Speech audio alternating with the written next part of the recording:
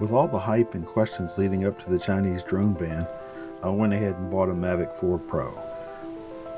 First of all, I'm not a so-called influencer or a YouTube shill for anybody.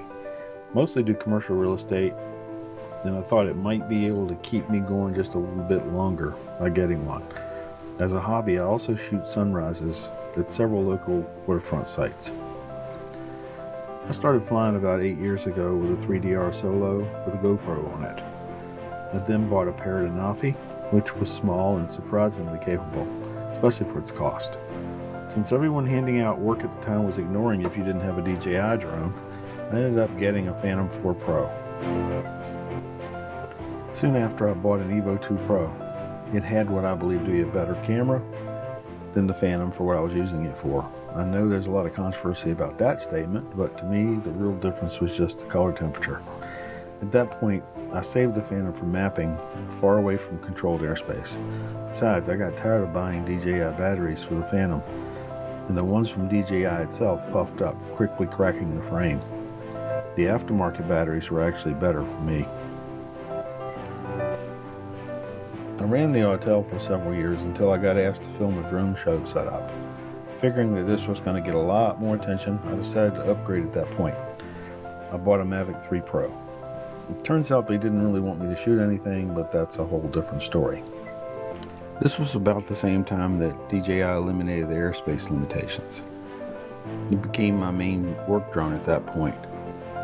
It's been my main drone for 2.5 years now, and I still plan to use it on commercial real estate jobs. Now back to the Mavic 4 Pro. I found out that running it at sunrise, its dynamic range is pretty incredible.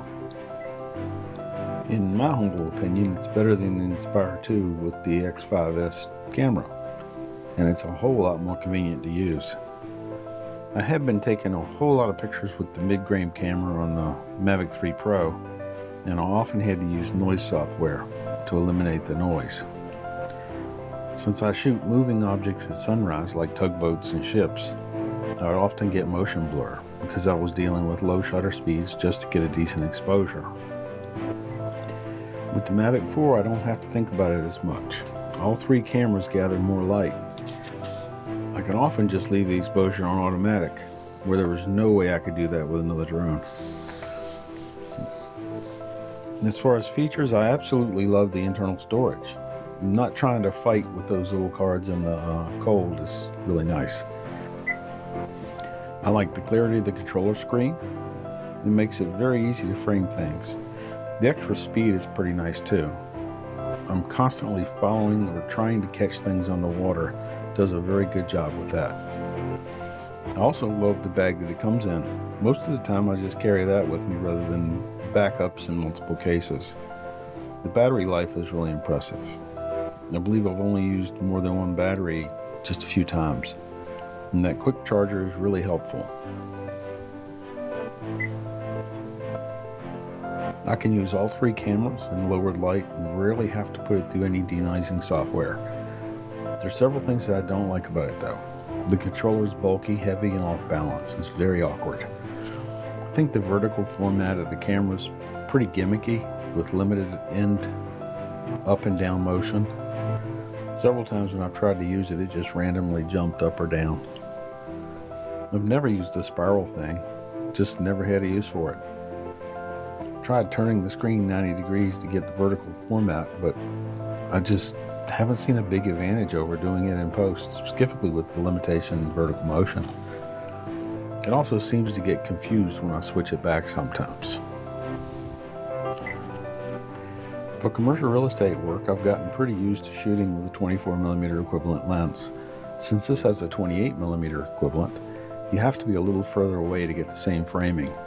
For large buildings, that's fine. I shot with an Evo 2 Pro for years, and for most cases it worked out well. Where it doesn't though is when there's a smaller space between buildings or a small street that you have to shoot across. Sometimes you just can't get far enough back to get the framing you need. There are a couple more slightly annoying things. I can't get the battery out without moving the arms, and of course if you don't cut that start off feature off, every time you open the arms, the drone starts up. The other thing is it's kind of a small issue, but it's no place for the strobe when the bra is on. Since most people don't fly in low light often, it's probably not a big deal for most people. So who's this thing for? In my opinion, this is for anybody making high quality video. Most real estate jobs can be done with quite a simpler camera. For most, the Mavic 3 is overkill. The clients just don't recognize the extra dynamic range or the extra detail in the high resolution pictures. Like I said before, I don't use this for regular work. If you have a reason to regularly take low light photos and video, especially with moving subjects, this is a big deal though. I would consider it most necessary though if you have to take a lot of long distance pictures, because I don't think there's any drone out there short of the Inspire 3 or one of the tens of thousands of dollar ones that come close to the quality of the two zoom cameras on this drone. I would also like to hear what you think. If you have questions or comments, please put them below. Also, if you've got anything out of this video, please like and subscribe. Thanks for watching.